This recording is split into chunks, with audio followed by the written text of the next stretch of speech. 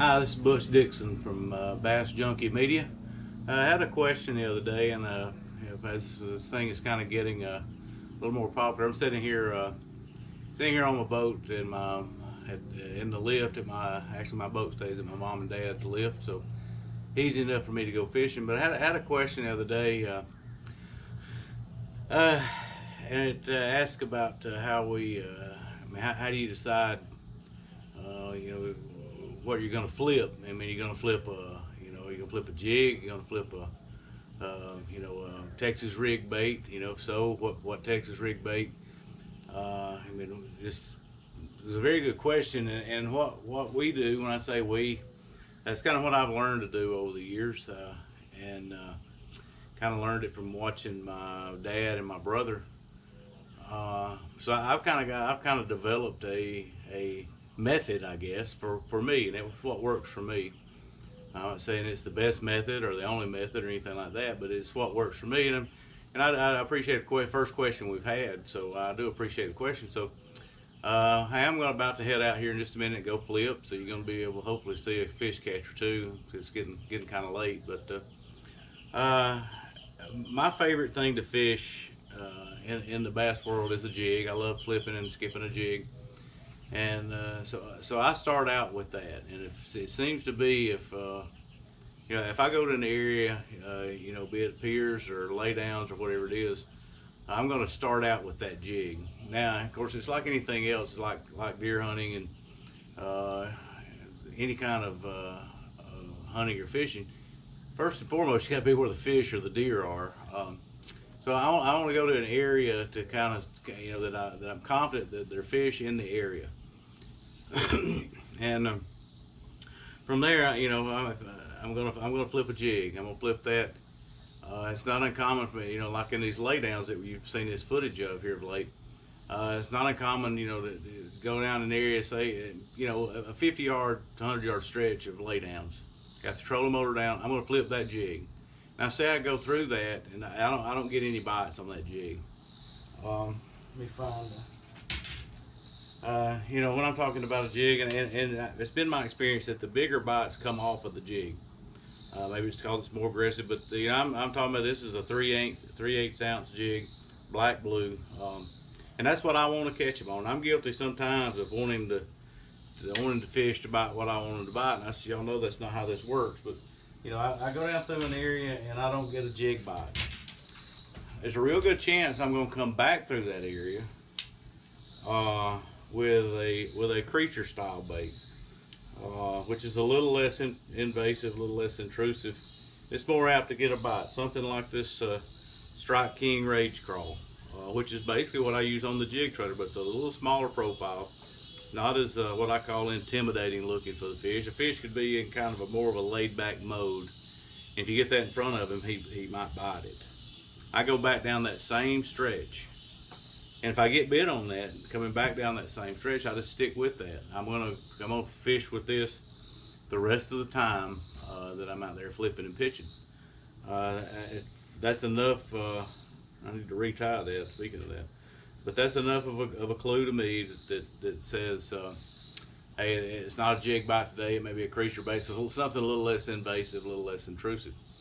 In that same area, that I say in this same area, that I'm convinced that there should be a bite down through there. I'll turn around and come right back through it, and I'll come back through it, and I'll flip something less invasive than that creature bait, or less intimidating, ever how you want to look at that. And this one's about had it, but I'll come back through it with some style of worm, something like some kind of stick worm. That's always on the, and I wouldn't fish for this, but something about like this stick worm right here. I think that's a Strike King Ocho, a Cinco style bait. And I'll come back through it with that. And if I get to that point and I feel confident that hey, I'm in an area where there's fish, and take that off. I'm in an area where there's fish, and I can't get them to bite any of those three things, then I may declare hey, the fish aren't on wood that day, I'll go to a different technique. Stay in the area where I feel there's fish, but I may go to a crankbait or go flip here on where I'm at right now. Flip the grass, something like that. But that's kind of, I hope that answers some questions. That's kind of how I go about. You're just seeing me come out and catch fish on a worm or on a creature on a jig. That's how I start trying to find and develop what I'm gonna be fishing for that day, or what the fish are interested in for that day. Thank you for watching. I'd like to get put together.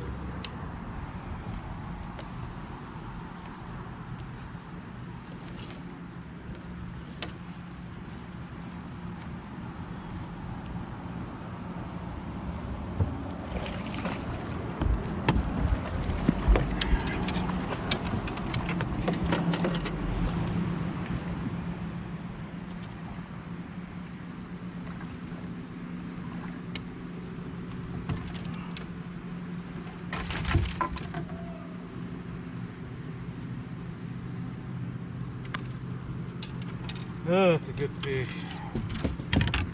Flipping that little Cinco worm around. Get it situated here and show you what we got. That's going to be about a 3-pounder, 2.5 to 3, and he's what we call a retread.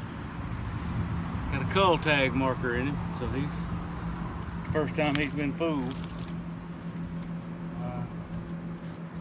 But yeah, that's a good fish, good flipping fish right there. Good flipping fish.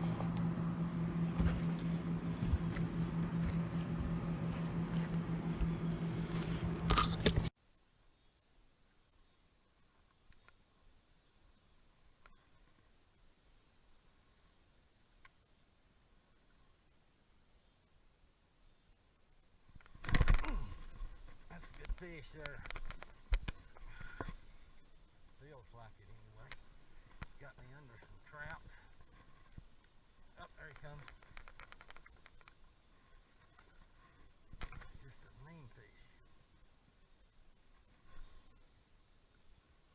Had me under the trap. I thought he was a pretty good fish, but hey.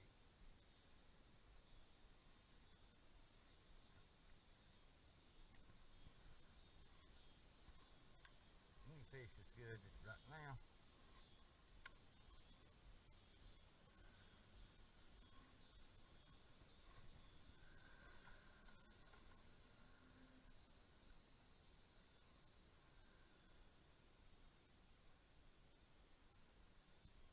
So back up in that brush stuff. Might be another one. How that kind of look? Hey,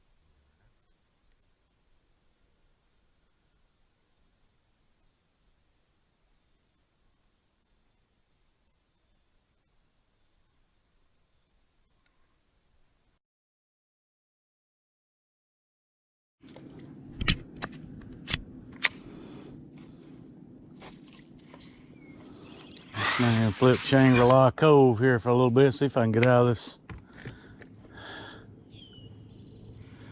Oh, this wake boat.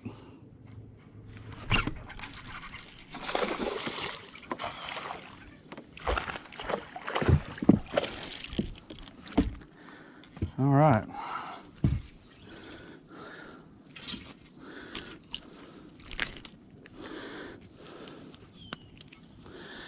That's a decent little old, I think it'll be a Tuesday fish.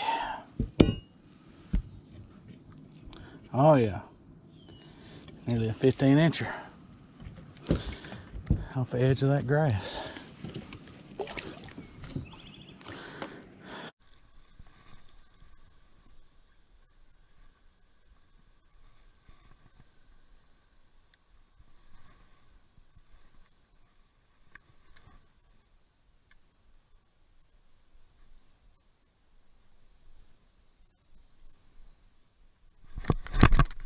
Got him.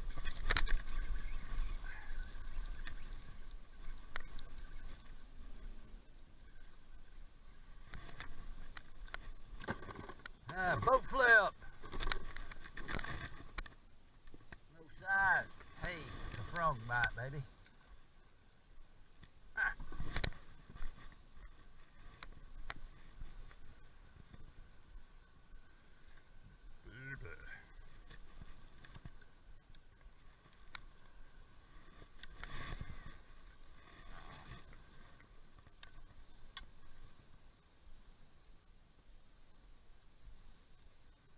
that fish come up in there chasing.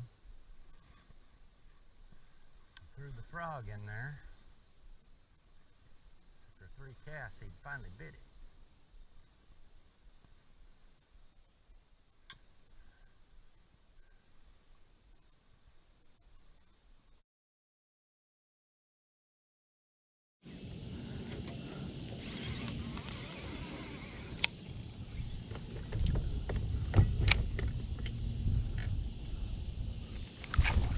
Told you.